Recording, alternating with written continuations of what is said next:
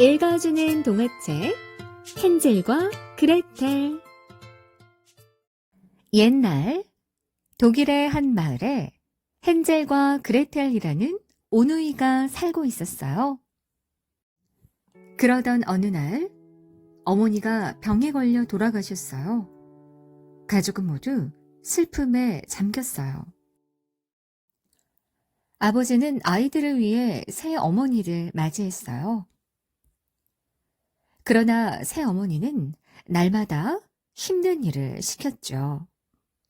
헨젤, 너는 창작을 패라. 그레텔, 너도 놀지 말고 물 좀 길어와. 그러던 어느 해, 새 어머니가 말했어요. 집에 먹을 게 없다고요. 우리가 살려면 아이들을 버리는 수밖에요. 뭐? 아이들을 버리자는 거요? 그렇게는 못하오. 하지만 새 어머니가 자꾸 재촉하자 아버지는 그렇게 하기로 했어요. 그런데 오누이가 아버지와 새 어머니의 말을 엿듣게 되었어요. 헨젤은 그레텔을 달래고 밖으로 나가 하얀 조약돌을 주워왔죠. 다음 날 두 남매는 부모님을 따라 숲으로 왔어요.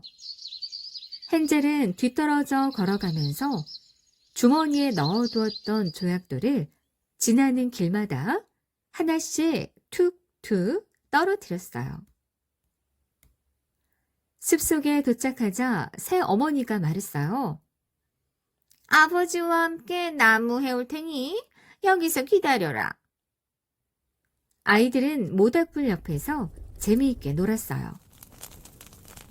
그런데 해가 질 때까지 부모님은 돌아오지 않았어요.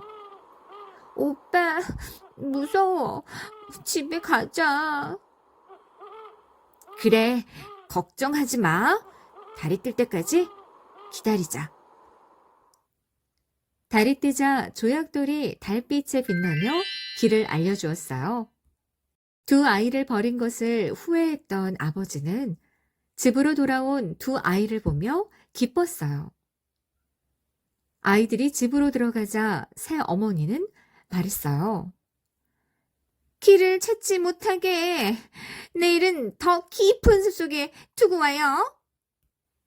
방 안으로 들어온 헨젤은 혹시나 하는 마음에 조약돌을 주우려고 밖으로 나가려고 했어요.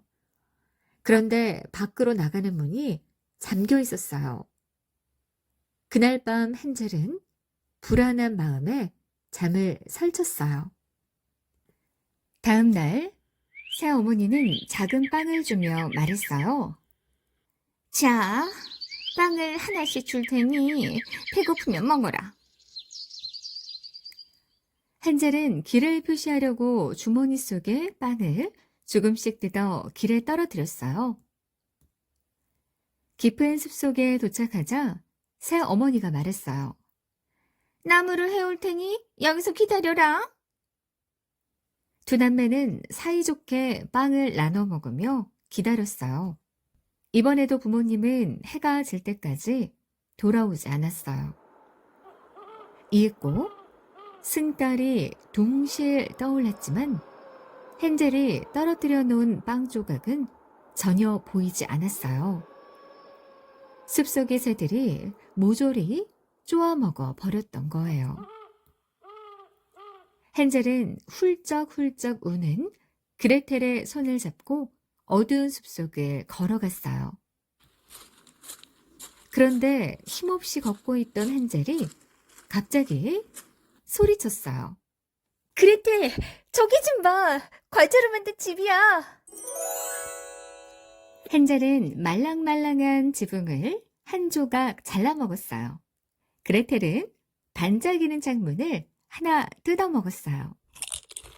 그때 집안에서 할머니 한 분이 다정하게 말했어요. 아내, 맛있는 것이 더 많으니 들어와서 먹으렴. 할머니는 과자와 케이크를 잔뜩 내주셨어요. 아이들은 맛있는 음식을 마음껏 먹고 푹신한 침대 위에서 편히 쉬었어요. 할머니는 아이들의 침대로 다가와 중얼거렸어요. 음, 드디어 맛있는 먹을거리가 생겼군.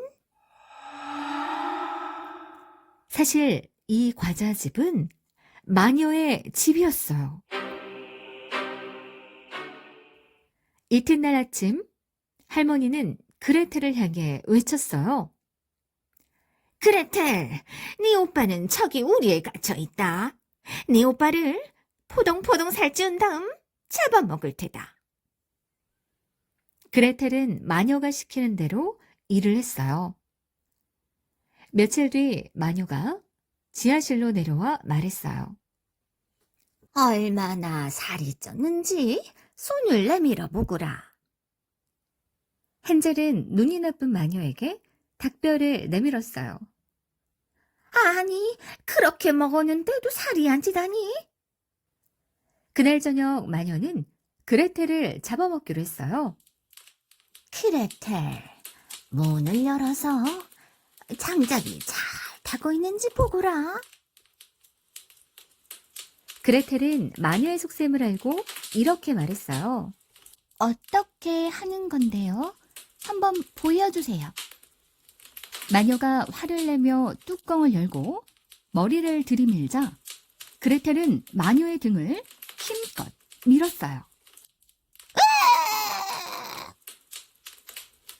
마녀는 비명을 지르며 한 줌의 재가 되었어요. 그레텔은 바로 지하실로 내려가 오빠를 구했어요. 헨젤과 그레텔은 마녀의 집에서 보물 상자를 찾아내고 집으로 무사히 돌아왔어요. 새 어머니는 이미 돌아가시고 없었어요.